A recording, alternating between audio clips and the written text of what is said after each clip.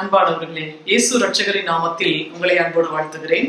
ஆண்டவர் உங்களோடு பேசும்படி, உங்களை ஆசீர்வதிக்கும்படி ஒரு வசனத்தை வாசிக்கிறேன். யாத்ராகமத்தின் புத்தகம் 15ஆம் அதிகாரம் 25ஆம் வசனம். மோசே கர்த்தரை நோக்கி கூப்பிட்டான். அப்பொழுது கர்த்தர் மோசேக்கு ஒரு மரத்தை காண்பித்தார். அதை அவன் தண்ணீரில் போட்ட உடனே அது மதுரமான தண்ணீர் ஆயிற்று. பாருங்க, இஸ்ரவேல் ஜனங்கள் வனாந்திரத்துல மோசே நடத்திட்டு வராரு. அப்போ வரும்பொழுது நிறைய அற்புதங்களை ஆண்டவர் செய்கிறார். நிறைய அற்புதங்களை எகிப்துல இருந்து இஸ்ரவேல் ஜனங்களை விடுதலையாக்கி நிறைய அற்புதங்களை அதிசயங்களை செய்துதான் இஸ்ரவேல் ஜனங்களை ஆண்டவர் மோசையை கொண்டு வெளியே கொண்டுட்டு வராரு. எகிப்து ஜனங்கள்ட்ட இருந்து விடுதலையாக்கி வெளியே கொண்டுட்டு பாலம் தேடும் முடுகிற நலமும் விசாலமான தேசத்துக்கு ஆண்டவர் உன்னை கொண்டு சொல்லுவேன் அப்படின்னு சொல்லி சொன்ன அந்த வார்த்தையின்படி கொண்டுட்டு வராரு. அப்போ அந்த வரும்பொழுது பாத்தீங்கன்னா கறி கேட்கிறாங்க.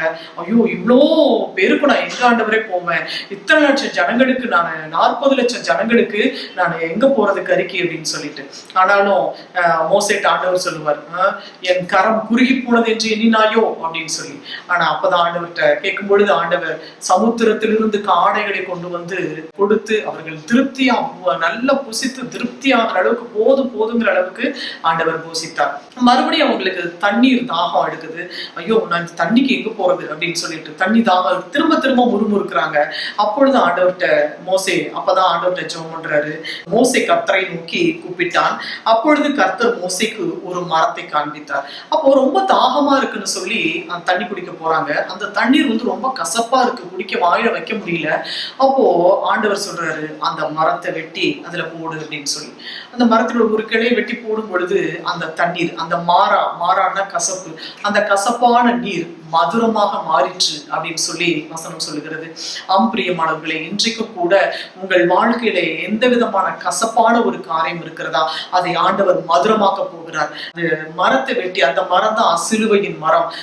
உங்களுக்காக ஆண்டவர் சிலுவையில தொங்கினார் அல்லவா, அந்த சிலுவையின் மரம். அதான் ஆண்டவர் சொல்றாரு. அப்பொழுது கர்த்தர் மோசேக்கு ஒரு மரத்தை காண்பித்தார். அதை அவன் தண்ணீரில் போட்ட உடனே அது மதுரமான தண்ணீர் ஆயிற்று. இன்றைக்கும் கூட உங்க வாழ்க்கையில எப்படிப்பட்ட ஒரு கசப்பான வாழ்க்கை வாழ்ந்து கொண்டிருக்கிறீர்களா? எந்த விஷயம் உங்க வாழ்க்கைய முன்னேற விடாம மனசு ரொம்ப சோர்வுபடுத்தி சங்கடப்படுத்தி நீங்க அழுது கொண்டு இருக்கிறீர்களா? உங்கள் வாழ்க்கையில எந்த காரியம் துக்கம் நிறைந்த காரியம் அதெல்லாம் கர்த்தர் சந்தோஷமாக மாற்ற போகிறார். உங்கள் கசப்பான அந்த வாழ்க்கையில் இருந்து உங்களுக்கு மதுரமான வாழ்க்கையை ஆண்டவர் உங்களுக்கு தரப்போகிறார். பிரியமானவர்களே, உங்கள் வாழ்க்கை மாறப்போகிறது. உங்கள் கசப்பான வாழ்க்கை கர்த்தர் மாற்ற போகிறார். நிச்சயமாக அவர் மாற்றி உங்கள் வாழ்க்கையிலே சந்தோஷத்தையும் சமாதானத்தை கொடுக்க வல்லவராய் இருக்கிறார்.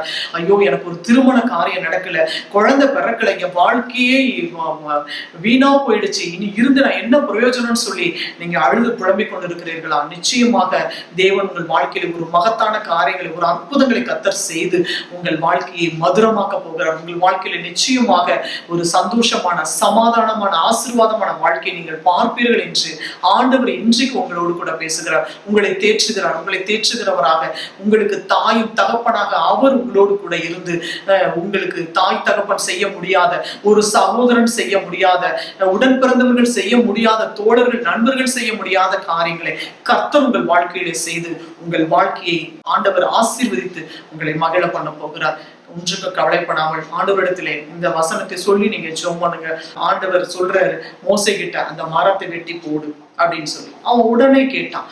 அதே போலதான் இன்றைக்கு ஆண்டவர் உங்களோடு பேசுகிறார் அல்லவா? இந்த வார்த்தையை நீங்க கேளுங்க. ஆண்டவருடைய வார்த்தை உங்களை ஆசீர்வதிக்கும். நிச்சயமாகவே கர்த்தர் உங்களை ஆசீர்வதித்து மகிழ பண்ணுவார். நாம் ஜெபிப்போம்.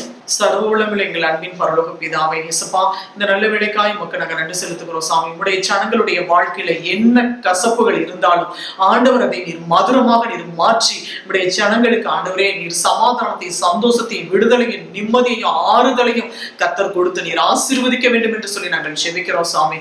நிச்சயமாகவே நீர் சொன்னபடி உடைய ஜனங்களை நீர் ஆசீர்வதிக்க அவர் ஆண்டவரே நீர் சர்வவல்லமையுள்ள தேவனாய் இருக்கிறீர். தகப்பனே உமக்கு நன்றி செலுத்துகிறோம் ராஜா. உடைய ஜனங்களுடைய வாழ்க்கையில் இருக்கக்கூடிய எல்லா கசப்புகளை இயேசுவின் நாமத்தில் மாறுவதாக. கசப்புகள் மாறட்டும், மதுரமாய் ஆண்டவரே அப்பா நீர் மதுரமாக்கினதுக்காக நாங்கள் நன்றி செலுத்துகிறோம். கர்த்தாவே உமக்கு நன்றி செலுத்துகிறோம் சாமி. கசப்புகள் மாறி மதுரமாய் அவர்களுடைய வாழ்வு செழிக்கும்படிக்கு, சந்தோஷமாய் இருக்கும்படிக்கு ஆண்டவரே நீர் அனுகிரகம் செய்த கிருபைகளுக்காக நன்றி செலுத்துகிறோம் சாமி. இயேசுப்பா, நீங்க அப்படியே ஆசீர்வதிச்சதுக்காக நன்றி செலுத்துகிறோம். இயேசு ரட்சகரின் நாமத்தில் ஜெபிக்கிறோம் பிதாவே. ஆமேன், ஆமேன். பிரியமானவர்களே, மாறாவா இருந்த அந்த நீரை மதுரமாய் மாற்றின கர்த்தர் உங்கள் வாழ்க்கையிலும் நிச்சயமாக உங்கள் வாழ்க்கையில் இருந்த எல்லா கசப்புகளையும் கர்த்தர் மாற்றி உங்களுக்கு செழிப்பான நல்ல ஒரு சுகமான ஆரோக்கியமான மதுரமான நல்ல வாழ்வை கொடுத்து உங்களை உயர்த்த போகிறார். நீங்கள் நம்புங்கள். கர்த்தர் உங்களை ஆசீர்வதிப்பார். God bless you.